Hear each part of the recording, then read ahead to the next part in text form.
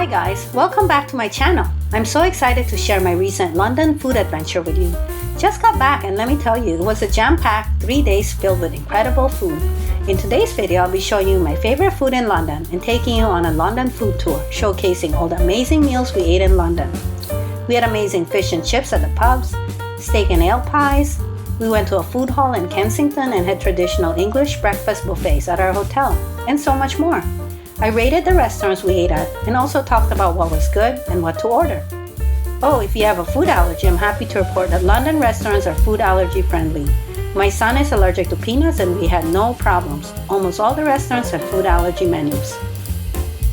Our first stop was a traditional London pub near our hotel in Kensington. We were craving fish and chips and meat pies, so we went to a neighborhood pub called Scarsdale Tavern. It's not a famous touristy pub, but it was inviting with beautiful flowers outside and a big outdoor patio. We ordered steak and ale pies, fish and chips, chicken liver pate, and Fuller's beer. The steak and ale pie was amazing. Gravy, mashed potatoes, and piping hot meat pie with more gravy on top. It was delicious. Luckily, we ordered 2 pies. My kids loved it. I honestly would fly back to London from New York just to have that pie again. It's that good. The fish and chips was delicious too. Perfectly fried with mushy peas. Yum. My husband got the chicken liver pate. It was okay, but it pales in comparison to the steak and ale pies and fish and chips. Our rating for Scarsdale Tavern? 5 stars. I will definitely come back the next time I'm in London. Plus, I like that they have an allergy menu. Next, we tried Kensington Quarter on Kensington High Street. What attracted us to the place was the pastry display. We walked by it every morning on our way to the tube. We decided to grab lunch there one day. They have an extensive lunch menu with sandwiches, fish and chips, and even sushi. I had the eggplant sandwich. We also tried the fish and chips and chicken sandwich. With my son's peanut allergy, they were afraid of cross-contamination, so they suggested the salmon sushi platter. We also tried the homemade donut with custard cream. Our rating for Kensington Quarter? 3 stars. Everything was just okay. Don't expect an amazing meal out of it. It's just okay, and if you're in London for only 3 days, I wouldn't waste a meal at Kensington Quarter. Except for the donut. The donut I'd rate 5 stars. It's amazing. I'm still thinking about it and definitely will go back to Kensington Quarter just for the donut.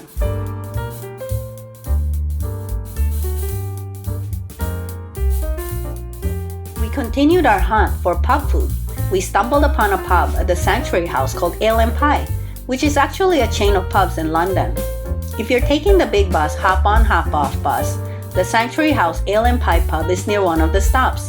We ordered the pie board, fish and chips, and beer. The pie board came with an assortment of pies, roasted vegetables, and gravy. It was a sampler with steak pie, chicken bacon and leek pie, Cornish pasty, and a squash and sweet potato curry pie. Of all the pies, our favorite was a steak pie. The fish and chips was also delicious, perfectly fried haddock with minted peas. Yum. Our rating for Ale and Pie is 5 stars. I'll definitely come back on my next trip to London. If I were to compare the pub food at Ale and Pie and Scarsdale Tavern, I'd say Scarsdale Tavern is the winner. The steak and ale pie at Scarsdale Tavern is hands down the winner. Fish and chips at both places were similar. Oh, I almost forgot to mention, we ordered the sticky toffee pudding at Ale and Pie. It was really good. You definitely have to get it when you're there. We wanted pub food again for dinner, but didn't realize that the kitchen at London pubs closes early on Sundays. We tried a few pubs near Kensington. We really wanted to try Gold Tavern, but the kitchen was closed. We ended up at a food hall on Kensington High Street called Met's Corner. There are 8 different restaurants inside, from Thai food to shawarmas to barbecue. There's even a bar. My son got fish and chips from Potato Corners, which is actually a chain restaurant from the Philippines. I got a bun noodle dish from the Vietnamese restaurant, and my husband and daughter got the pad thai and duck with rice from the Thai restaurant. We also got bubble tea.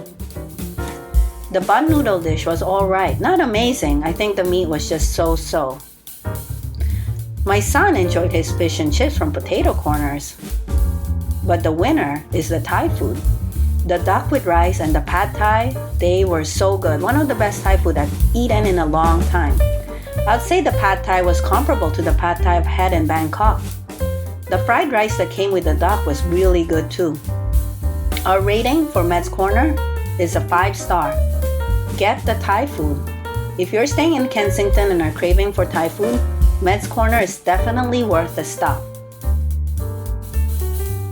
There was a Nando's on Kensington High Street. We've had Nando's in Chicago before and thought we'd give Nando's a try in London. We got the piri-piri chicken boneless platter and the wings. We also got the bottomless yogurt. What impressed me about Nando's is that the servers are trained on food allergies. When we placed our order, we had to speak to a manager. They even have a food allergy flag on the chicken. I love that. The chicken is alright. Honestly, I think the Nando's in Chicago was better. But what was really good was the bottomless yogurt. That strawberry yogurt was so refreshing and delicious. If you're in London on a hot day, go to Nando's for the bottomless yogurt. It's so good. Our rating for Nando's is 4 stars. It's good, but if you only have 36 hours in London, you can skip Nando's. I can't do a London food video without talking about English breakfast. Our hotel at Kensington came with a breakfast buffet.